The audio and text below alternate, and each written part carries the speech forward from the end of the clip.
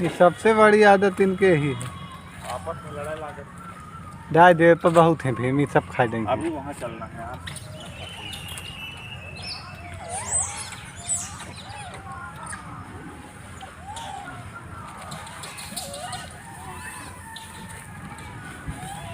ढाई दे अब कोई मतलब नहीं है, ढाई। अभी वहाँ चलना है यार। ये तीसरी झुंड है हमारे गांव की।